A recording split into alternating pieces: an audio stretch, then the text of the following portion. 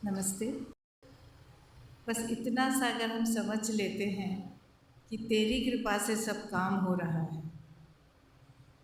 गीता के संदेश को देखें तो एक बहुत सुंदर वाक्य मिला था पिछले महीने। काम को करने का भाव अगर काम के होने में बदल जाए, स्पष्ट है ना? काम करने का भाव अगर काम होने में बदल जाए तो सारा कुछ बदल जाता है। हम काम करते हैं या काम हो रहा है किसी की कृपा से, ये भाव अगर हमारे अंदर आ जाता है तो सचमुच जो आज का शीर्षक है, भगवान को समर्पित काम शरीर के द्वारा प्रार्थना है।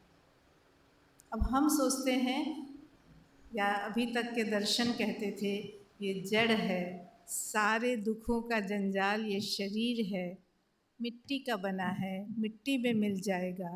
अरे बिना उस मिट्टी के रह के तो दिखा दे कोई। कर्म को करने के लिए शरीर कितना महत्वपूर्ण हो जा सकता है। मन की कल्पनाएं तब चरितार्थ होती हैं जब ये शरीर हिलता है, जब ये शरीर सहयोग देता है। प्राण की सभी इच्छाओं को पूरा करने के लिए ये शरीर माध्यम बनता है। जन्म से लेके मृत्यु तक, और मृत्यु के बाद भी देखें तो जितने संस्कार किए जाते हैं, वो जो जा चुका है शरीर को छोड़ के, उसकी तृप्ति के लिए भी किसी न किसी प्राणी के शरीर का साथ लिया जाता है।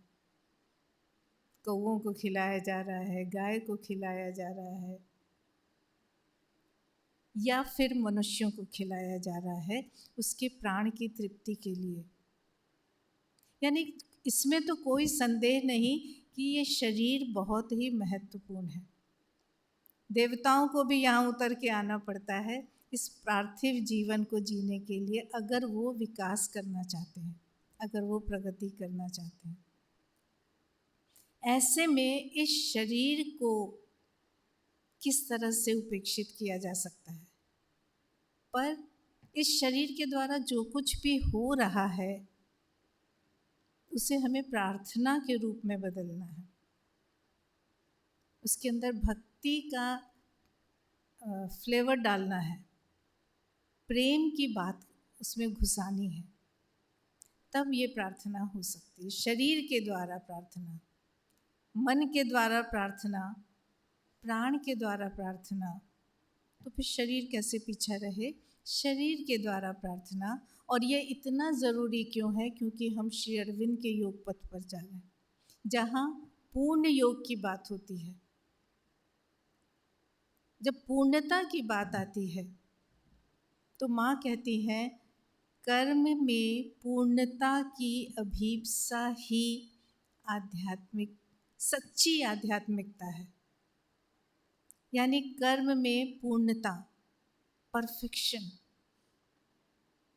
और कोई सा भी परफेक्शन लाने के लिए ये पूर्णता जहाँ शब्द आ जाता है, इंटीग्रल शब्द जहाँ आ जाता है, श्री अरविंद ने एक शब्द से हमको चारों तरफ से बांध दिया है।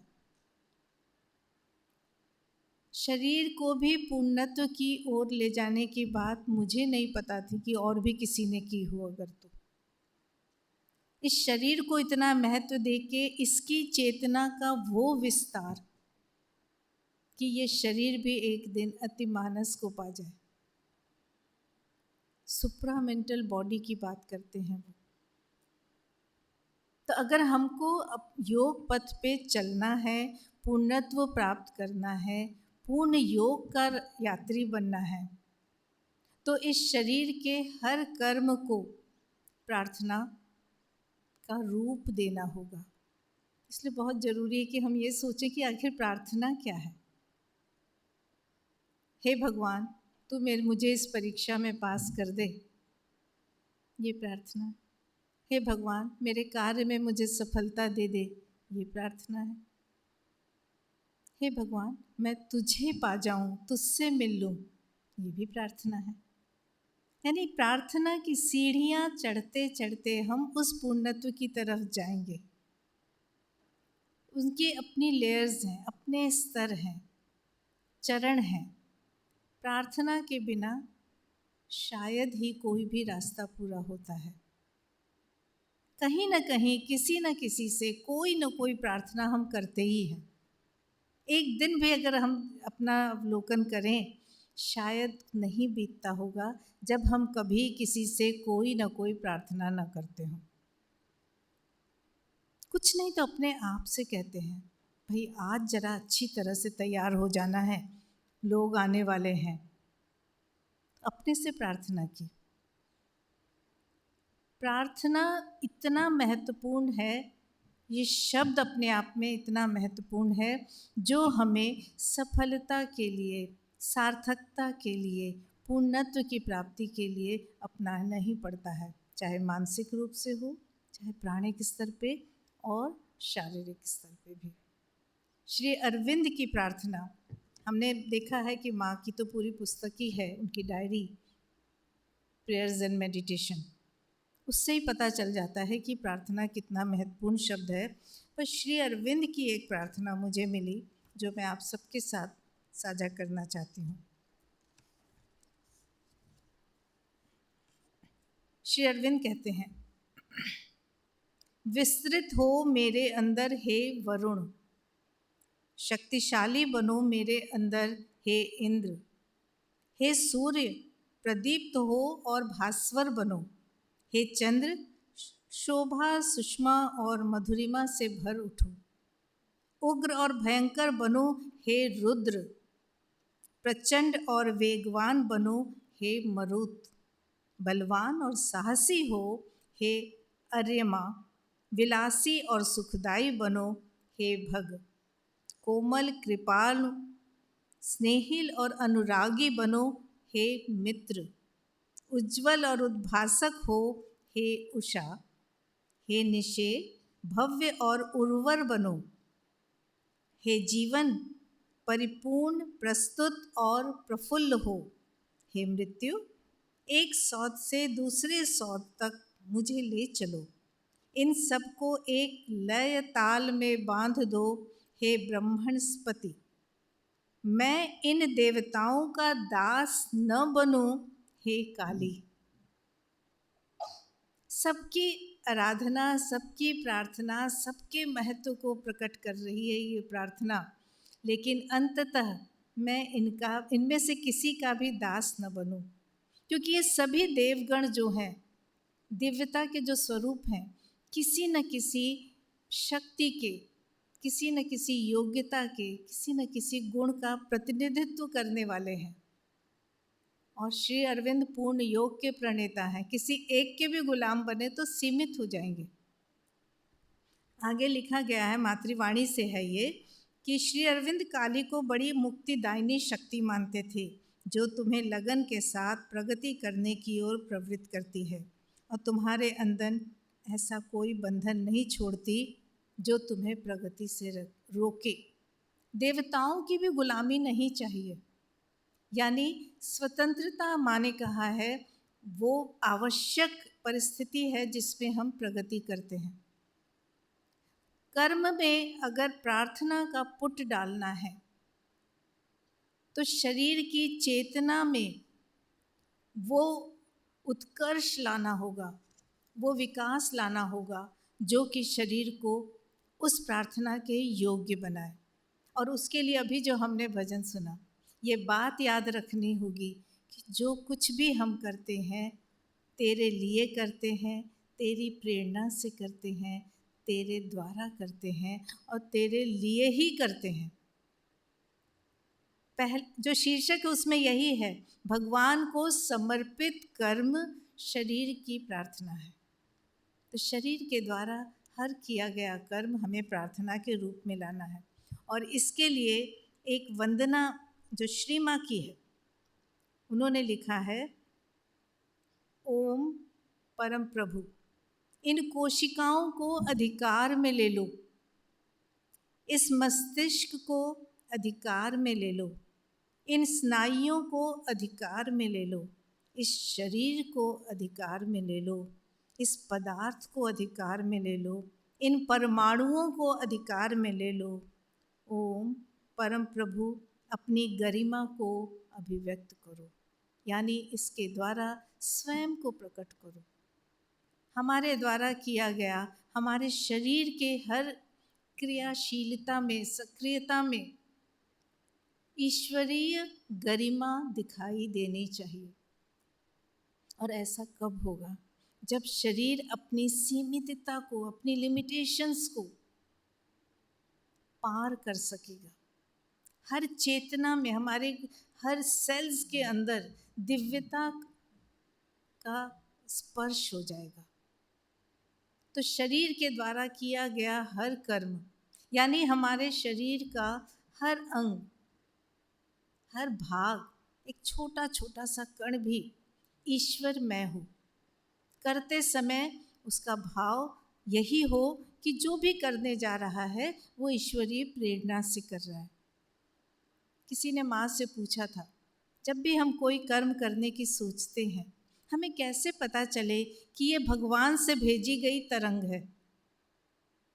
हमें कैसे पता चले कि ये हम नहीं करना चाहते? हम मतलब हमारा भौतिक आवरण, हमारा बाह्य रूप या हमारा मस्तिष्क कहता है हमें परीक्षा है, पढ़ना चाहिए।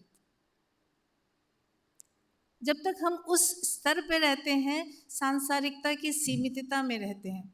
माँ ने कहा ऐसा होना बहुत आसान है।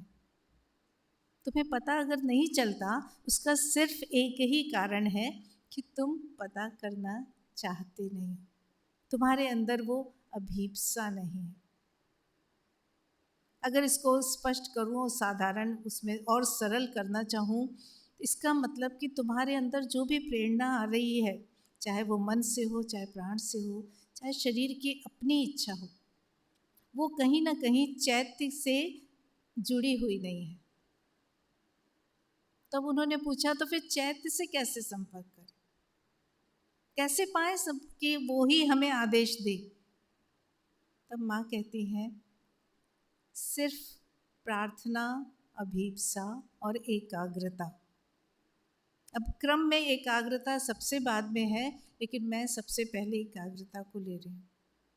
जब हम अपने को स्थिर चित्त करके शांत होने का प्रयास करते हुए कहीं ना कहीं एकाग्र होते हैं, उस एकाग्रता में हमारे अंदर से निकलने वाली वो धीमी सी ध्वनि हमें सुनाई पड़ सकती है, जो चैत्य कहता है। जब हम काम करते हैं, जब हम प्रार्थना करते हैं, तो उसका कौन सा रूप है, चेतना के किस स्तर से वो प्रार्थना निकल रही है, काम की वो प्रेरणा निकल रही है, ये हमें स्थिर होकर सोचनी है। किसी आवेग में पट से बस करना ही है नहीं। सवेरे थोड़ा सा समय अपने को अगर हम शांत करते हैं और सोचते हैं आज दिन भर क्या करना है, और उसके पहले अगर अपना दिन पूरी तरह से समर्पित कर देते हैं। सबको हम गुड मॉर्निंग बोलते हैं, सबसे पहले हम क्यों नहीं उनको गुड मॉर्निंग कह दें? तुमसे ही दिन शुरू हो, तुमसे ही ख़त्म हो, अब दिन भर भी तुम साथ रहना, तुम ही बता देना क्या करना है। तब वो अंदर की ध्वनि होती है, तब हमें आदेश मिलता है। और जब वो हमारा समर्पण देखते हैं, हमारी अभीप्सा देखते हैं, हमारी ग्रहणशीलता देखते हैं, तो वो हमारा मार्गदर्शन अपने आप करने लगते हैं। फिर हमको कुछ नहीं सोचना पड़ता। पर ऐसा होने के लिए पूरी की पूरी एक प्रक्रिया का पालन करना है। अभ्यास की ज़रूरत है, परिशुद्धि की ज़रूरत है।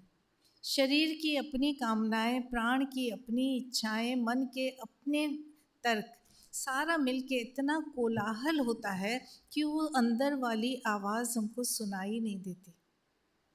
तो इसके लिए हमें बड़ी ही परिशुद्धि करनी पड़ती है, जिसके लिए रोज़ आत्मावलोकन, अपना अवलोकन, अपने आप को देखना पड़ता है। और अपने आप को देखने के लिए हमको अपने अंदर जाना पड़ता है। आंखें बंद करके ध्यान करने की प्रथा शायद इसी से शुरू हुई होगी, क्योंकि बड़ा मुश्किल है सबको देखते हुए अंदर को देख पाना। एक स्थिति के बाद हो सकता है, कई बार तो आंखें बंद करके भी हम बाहर ही देखते हैं। आंखें बंद कर लेने से क्या होता है? जो बाहर के आवेग हैं वो हमारे अंदर घुसने लगते हैं। तो इन भौतिक आँखों को भी शांत करना है, नहीं अभी अंदर जाना है और अंदर जाके वो स्थिरता पाके अपने आप को एकाग्र करना होता है उस ध्वनि के प्रति जो हमें आदेश देगी कि हमारा शरीर किस काम को करेगा, हमारा मन उस काम के पीछे कौन सी मनोवृत्ति रखेगा।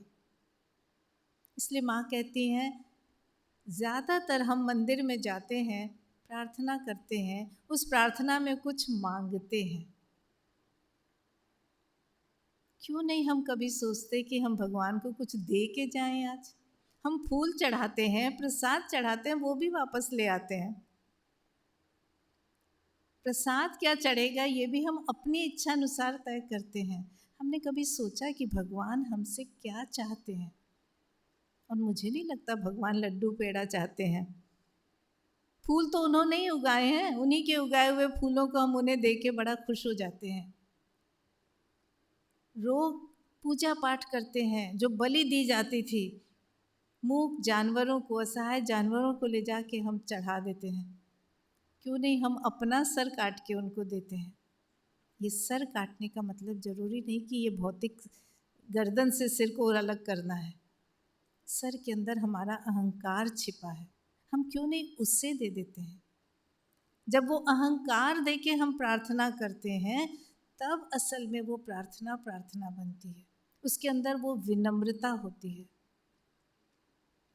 कभी हम प्रार्थना में कृतज्ञता भी करते हैं जो कुछ मिला है, पर जब तक इस अहंकार में रहते हैं हमारा एम्बिशन, हमारी महत्वाकांक्षा जो नहीं है वो दिखाकर उसे पाने के लिए हमें प्रेरित करती है। एक घर मिल गया, छोटा है, बड़ा घर चाहिए। एक गाड़ी आ गई, नहीं पड़ोसी के पास तो उससे बढ़िया गाड़ी है, वो होनी चाहिए। हम किसी से मिलते हैं, ये भी कर्म है। दरवाज़ा खोला, आओ भगत की, बड़ा अच्छा लगा, आप आए, मन ही मन सोचने वाह क्या ठाठ से आया है, इतनी बड़ी गाड़ी इसको क्यों मिली, मुझे क्यों नहीं मिली। हम उस स्तर पे कर्म कर जा रहे हैं। लेकिन आज बात खास तौर पे शरीर के कर्म की हम कर रहे हैं, भौतिक रूप से। भौतिक रूप से भौतिक शरीर के द्वारा किया गया कर्म तभी प्रार्थना बनेगा जब ये जो भजन हमने सुना है ये भाव आएगा। हर समय बार बार अपने आप को बताने की ज़रूरत है। और इसका बहुत सुंदर उदाहरण है आश्रम परिवार का जीवन। पौंडीचेरी का आश्रम देख लें, उसके विकास को देख लें, कैसे वो बढ़ता चला गया। और वहाँ पे हर काम करने के पीछे हर साधक, हर व्यक्ति का भाव, मैं सिर्फ साधक उनको नहीं कह रही हूँ जो आश्रम के परिवार में हैं या आश्रमाइट्स कहलाते हैं, जो भी उस भाव से काम करता है वो आश्रम का सदस्य। मैं खुद रह चुकी हूँ, मैं आश्रमाइट नहीं कहलाती थी, लेकिन एक मिनट के लिए भी नहीं लगता था कि हम उस परिवार से अलग हैं। वहाँ कहते हैं कि एक व्यक्ति गए थे, उन्होंने श्री अरविंद से कहा कि वो कुछ काम शुरू करना चाहते हैं और उसके लिए उनका गाइडेंस चाहते हैं, मार्गदर्शन चाहते हैं।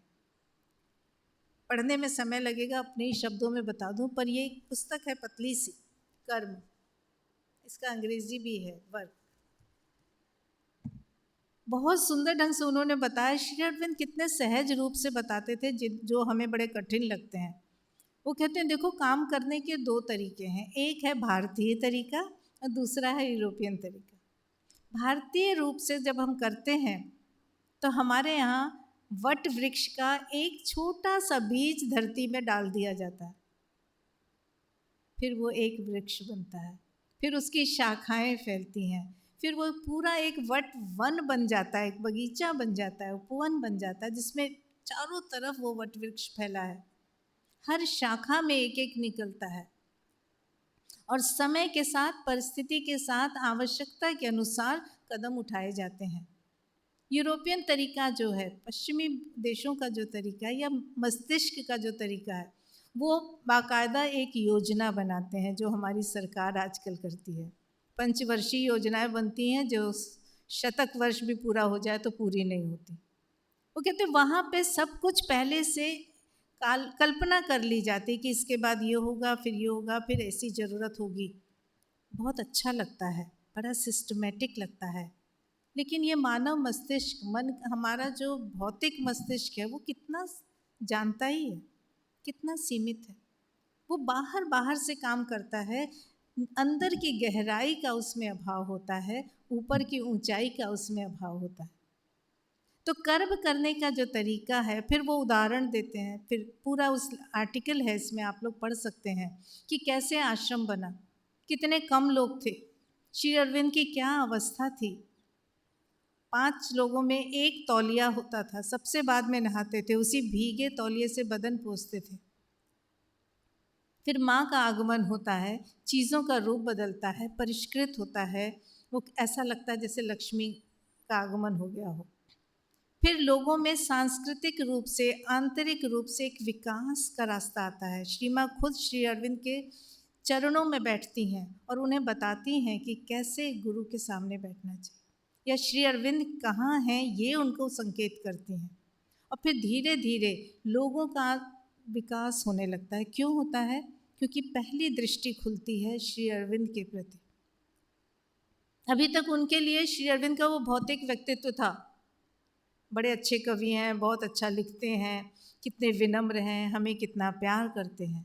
लेकिन श्री माँ के आगमन के बाद उनका वो रूप दिखना शुरू हुआ जिन्हें आज हम प्रणाम करते हैं।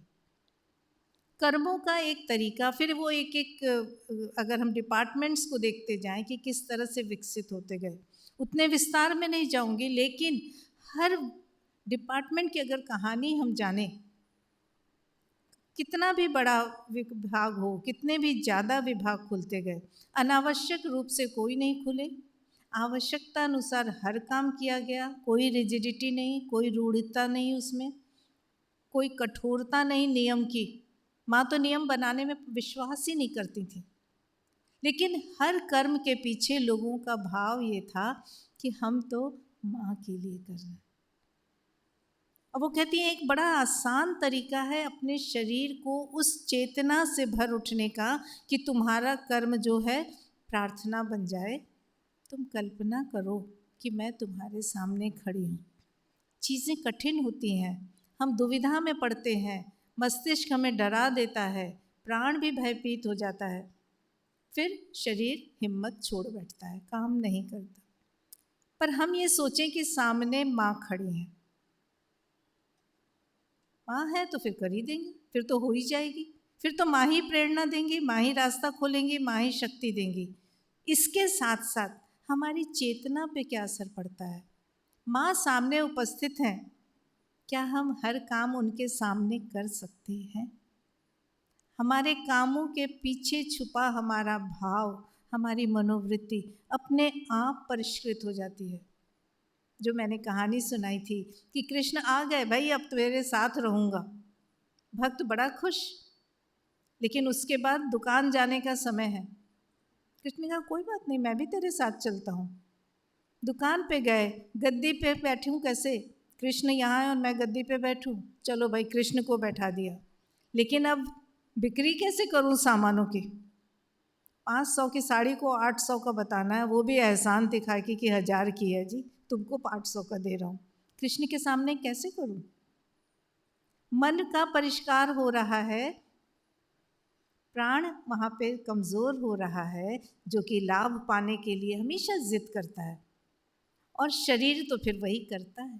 तो अपने आप तीनों का प्रभाव देख सकते हैं हम कि चेतना कैसे बदल रही है। कर्म के प्रति हमारा भाव जब बदलता है, उसमें दिव्यता का स्पर्श आने लगता है, अपने आप वो प्रार्थना में बदल जाता है जो जीवन को दिव्यता की तरफ विकसित करती है। वहाँ पर आके धीरे धीरे हम इस शरीर के द्वारा प्रार्थना का वो रूप पा सकते हैं जो अश्वपति ने किया। सावित्री में वो प्रार्थना किस लिए करते हैं? वो शक्ति को बुलाना चाहते हैं, किस लिए? कि इस धरती का कल्याण हो। सावित्री का आगमन होता है क्योंकि इस धरती को अमृतत्व देना है। यहाँ श्री अरविंद का पूरा योग हमारे सामने आ जाता है, और इसीलिए इस प्रार्थना में वो बार बार कहती हैं, प्रभु इस शरीर को अधिकार में ले लो, ओम परम प्रभु इस हृदय को अधिकार में ले लो, परम प्रभु इस पदार्थ को अधिकार में ले लो, इन परमाणुओं को अधिकार में ले लो, इस अवचेतन को अधिकार में ले लो, इस अचेतन को भी अधिकार में ले लो। पूरा हम जब नहीं समर्पण कर पा रहे हैं तो हम उनसे प्रार्थना कर रहे हैं, तुम ये सब अपने अधिकार में ले लो, तुम ही हमारे मालिक बन जाओ। फिर तो हम वही करेंगे ना, सेवा भाव अपने आप आ जाता है। और ये चीज़ देखी है हमने पौंडीचेरी में, जब मैं वहाँ गई थी। है तो मेरा अपना अनुभव, लेकिन बताने लायक इसलिए कि उसने मुझे प्रेरणा भी दी, सावधान भी किया। क्योंकि शरीर की इस प्रार्थना में जो दिक्कत होती है, बड़े ही सुंदर रूप में हमारे जाने बिना अहंकार कब घुस जाता है। एक हम आज कहना चाहिए डिटैचमेंट्स नहीं रह पाता, अटैचमेंट आ जाता है, आसक्ति आ जाती है, भले वो उसी स्तर की हो। मैं जब वहाँ पहुँची तो बताया गया कि जो भी आते हैं आश्रम में काम करते हैं, और आश्रम में काम करने से आपको बहुत अच्छा लगता है, आप वहाँ पे जुड़ जाते हैं। दिन रात ये प्रेरणा रहती है कि आप माँ के लिए कुछ कर रहे हैं, तो आपको अच्छा लगता है। मैंने कहा ठीक है, मैं भी करूँगी, काम ही ना मिले कहीं। ऐसा लगा कि इतना तो मैंने नौकरी के लिए कभी नहीं अप्लाई किया था, किसी जगह काम नहीं मिल रहा था। और एक दिन इतनी निराश हो गई कि ओह, मैं शायद किसी लायक नहीं हूँ, माँ शायद मुझे बिल्कुल स्वीकार नहीं कर रही हैं। मेरे घर के लोगों ने कहा ऐसा नहीं है, संयम रखो, माँ से प्रार्थना करो। पर मैंने तो उल्टा किया, मैं माँ से नाराज़ हो गई। मैंने कहा नहीं काम देना चाहती मत दो, मैं आराम से किताबें पढ़ूंगी, मुझे अच्छा लगेगा। हाँ, वो किताबें तुम्हारी किताबें होंगी। और फिर गई और पूरा सेट खरीद के माँ का जो है वॉल्यूम्स का ले आई। ये सब मैंने समाधि पे बैठ के कहा था,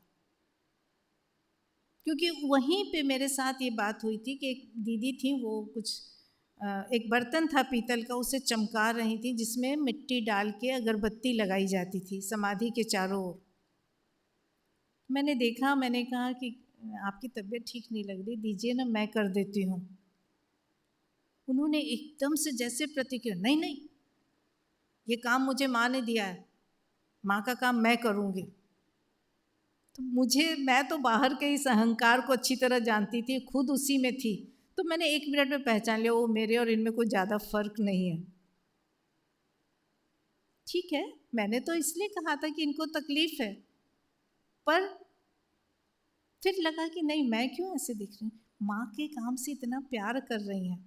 खैर मैं उस दिन तो नाराज़ होके आ गई, और कुछ ऐसी कृपा हुई कि माँ बेचारी गुस्सा हुई, इस लड़की को भी उन्होंने मना लिया। उसी दिन शाम को मुझे काम मिल गया, और वो काम मिला तो जैसे मैं उड़ती जा रही थी, पता नहीं क्यों, आज भी नहीं समझ में आता है। ये मन का कोई तर्क यहाँ पे काम नहीं करेगा कि कॉर्नर हाउस में शाम को बच्चों को खाना सर्व करना है टिफ़िन में। वो काम मुझे मिला और मैं इतनी खुश क्यों हो रही थी, उड़ती फिर रही थी, घर के लोगों के डिपार्टमेंट जा जा के बताया कि मुझे काम मिल गया। सबने कहा बहुत अच्छी बात है, हम तुम्हारी खुशी में बहुत खुश हैं। वो लोग बड़े शांत थे, उनके लिए कोई ख़ास बात नहीं। उसके बाद वो काम करना शुरू कर दिया। तो यहाँ पे संकेत क्या मिल गया था, मुझे ये बताया गया घर में कि देखो, काम करना, माँ के लिए कर रही हो, अगल बगल गॉसिप मत करना, बहुत तरह की बातें मिलेंगी, लोगों को मत देखना, समाधि और अपने काम के प्रति एकाग्र रहना, तुम्हें हर समय याद रखना। और सच में हम जब बोलते हैं आनंदमयी चैतन्यमयी सत्यमयी परमे, ये एक मंत्र था जिसको मैं काम करते समय बोलती रहती थी। तो मेरे आसपास कोई नहीं आता था। धीरे धीरे काम करती गई, विद्यालय में काम मिल गया, लेकिन बहुत सीखने को मिला। तो जब हम अपने काम को ईश्वर के लिए, ईश्वर की प्रेरणा से और ईश्वर का ही काम समझ के करते हैं, नारद की तरह, जिनको उन्होंने कहा कि जाओ और एक दिया लेके पूरी पृथ्वी का भ्रमण करके आओ, बड़ी तल्लीनता से किया, लेकिन भगवान का नाम एक बार भी नहीं लिया।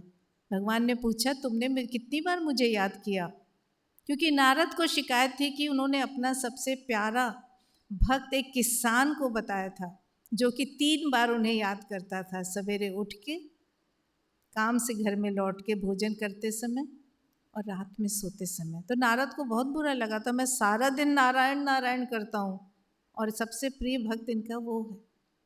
तब भगवान ने कहा कि तुमने मेरा नाम क्यों नहीं लिया? नारद ने कहा अरे आपका ही काम था ना, आपने कहा था तेल की एक बूंद न गिरे। ये तेल की एक बूंद न गिरना वो पूर्णता है काम की, परफेक्शन की बात है।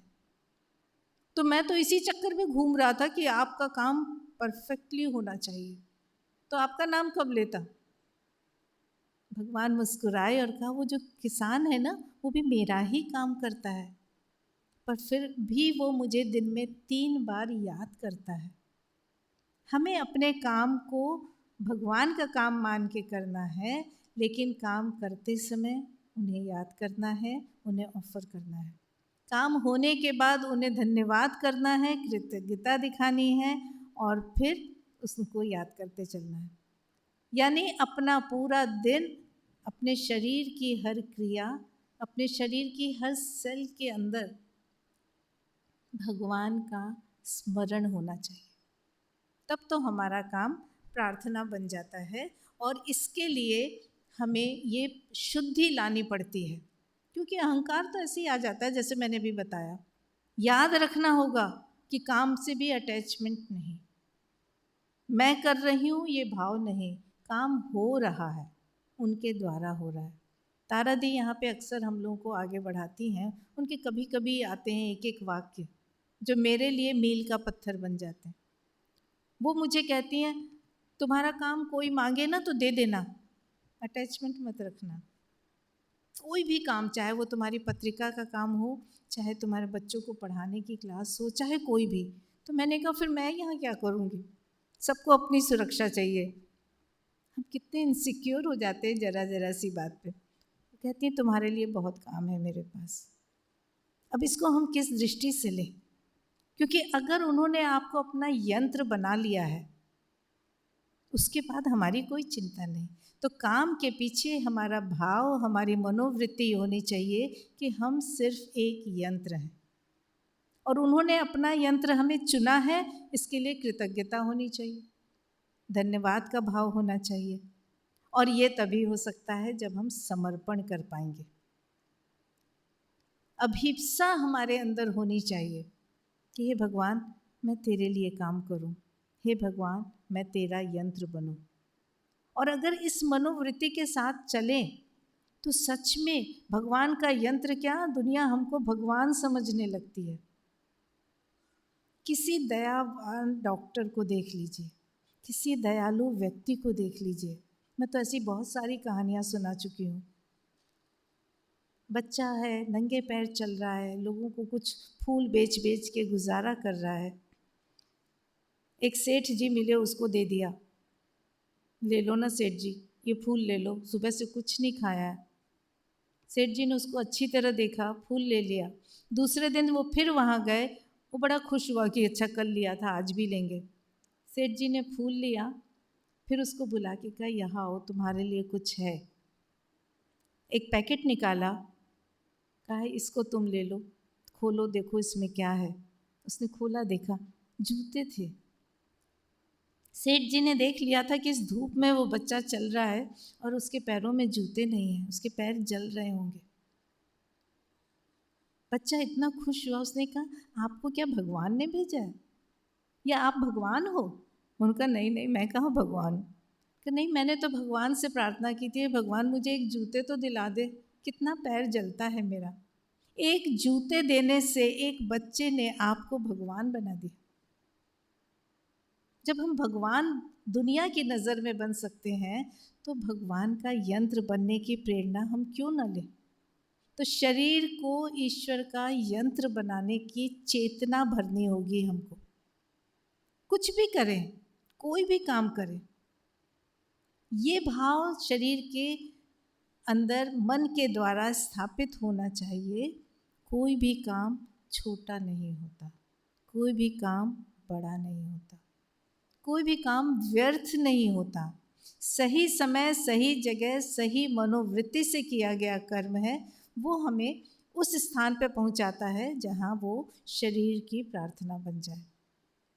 फिर पौंडीचेरी चली जाती हूँ क्योंकि वहाँ माँ ने ना सब कुछ करके दिखाया। माँ फालतू में प्रीच नहीं करती थी किसी को।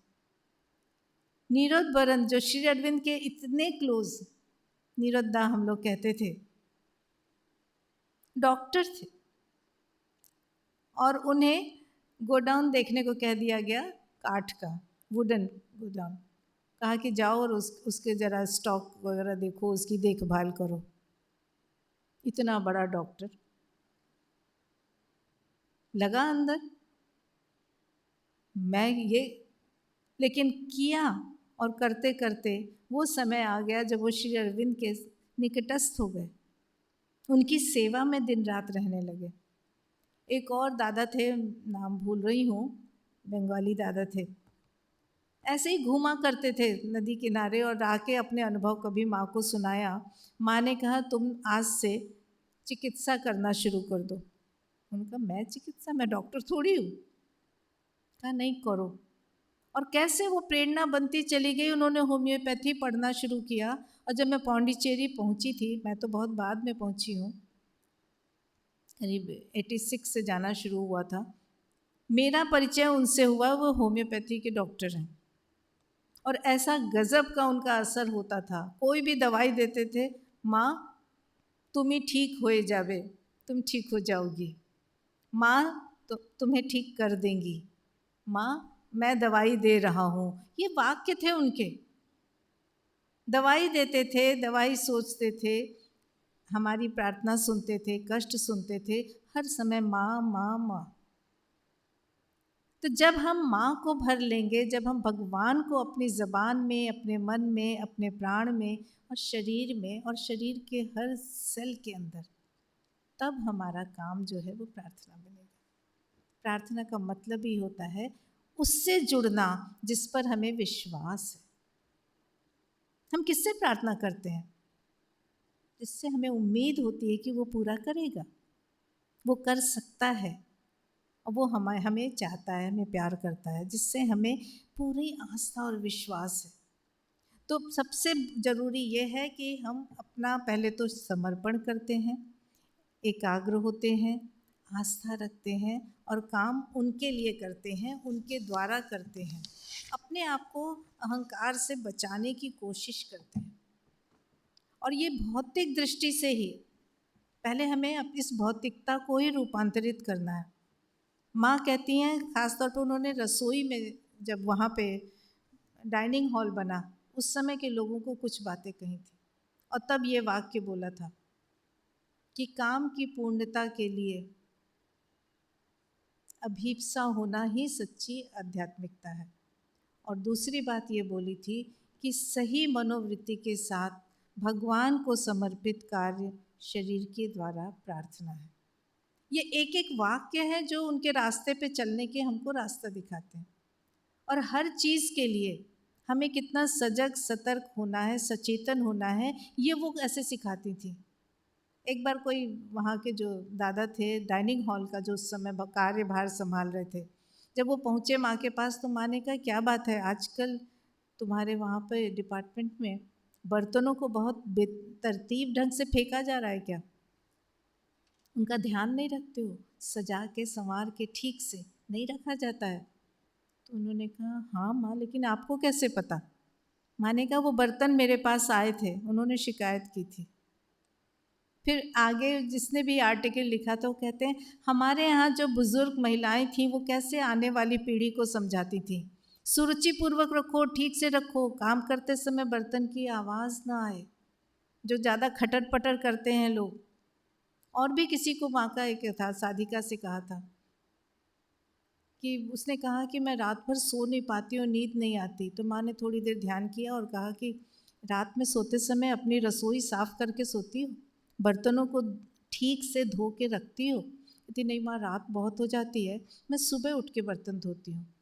कहती पर तुम वैसे ही उनको गंदा सूखा सूखा छोड़ देती हो, बेतरतीब से फेंक के। तो उसने कहा हाँ, कि वो बर्तन रात भर खटर पटर करते हैं कि देखो ये कितनी लापरवाह है, ये हमारी परवाह नहीं करती। और वो दीदी जो थी साधिका, उन्होंने बताया, उनसे तो मैं खुद मिली हूँ, उन्होंने बताया हाँ, तब से हम लोग रात में अगर न भी धो पाएँ तो खाने के बाद बर्तनों को पानी से धो के करीने से एक के अंदर एक करके रखते थे, तो बर्तन भी थोड़े से लगते थे। अगर मेड भी आके उन्हें देखती थी तो उसे लगता था इतने से बर्तन है, वरना ऊपर उल्टा पलटा रखने से लगता है पूरा सिंक भरा है।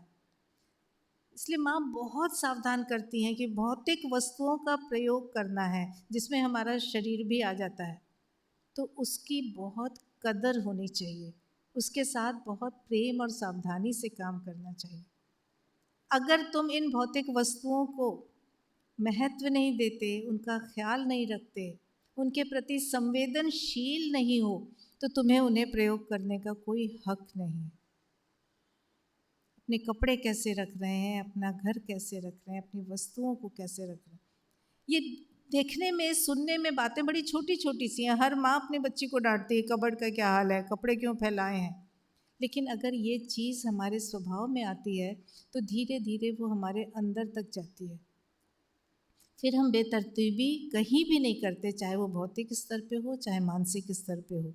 तो शरीर की हर सेल को ये सिखाना है कि तुम यहाँ पर आए हो सिर्फ भगवान का यंत्र बनने के लिए। भगवान के यंत्र को कैसे काम करना शोभा देता है, इसके लिए सचेतन होना है। एक छोटी सी कहानी के साथ ख़त्म करूँगी कि महात्मा बुद्ध का एक शिष्य था। उसने जाके भगवान से कहा, महात्मा बुद्ध से, कि मेरे कपड़े बहुत ख़राब हो गए हैं, मुझे एक नया वस्त्र चाहिए। तो उन्होंने देखा, कहा कि अच्छा ठीक है, कर्मचारी को कह दिया दूसरे को कि इसको एक नया वस्त्र दे देना। दूसरे दिन वो उस वस्त्र को पहन के आया, बड़ा खुश था। उन्होंने कहा अब तुम ठीक हो? इसका वस्त्र में, हाँ वो ना बहुत जीर्ण शीर्ण हो गया था, बहुत दिक्कत होती थी, जरा सा हाथ लगे तो फट जाता था। तो उन्होंने कहा अच्छा ठीक है, तुमको मिल गया ना नया? उसने कहा हाँ। कहा अच्छा जो पुराना था उसका तुमने क्या किया? उसने कहा वो ना काफ़ी कमज़ोर हो गया था, तो उस किनारे किनारे से उसको ठीक से काट के और मैंने फिर उसका पर्दा बना दिया। कहा अच्छा, तो पुराना पर्दा क्या किया तुमने? तो वो पर्दा भी कई जगह से फट रहा था, तो उसको 3-4 टुकड़ों में काट के मैंने हाथ पोंछने के लिए रख लिया है। टॉवल जैसा कि हम हाथ वाथ धोते हैं तो पोंछेंगे। उनका अच्छा, और इसके पहले जिससे हाथ पोंछते थे उसका क्या किया? तो वो ना बहुत ही बदरंग सा हो गया था, उसको मैंने ज़मीन पोंछने के लिए पोछा बना लिया है। तो बहुत अच्छी बात है। और उस पोछे का क्या किया? तो वो पोछा तो बिल्कुल ही तार तार हो गया था, तो मैंने उसके एक एक सूत को निकाल के दिए की बाती बना दी है। अब रोज़ वहाँ जब मैं पूजा करता हूँ तो वो बत्ती में जलता है।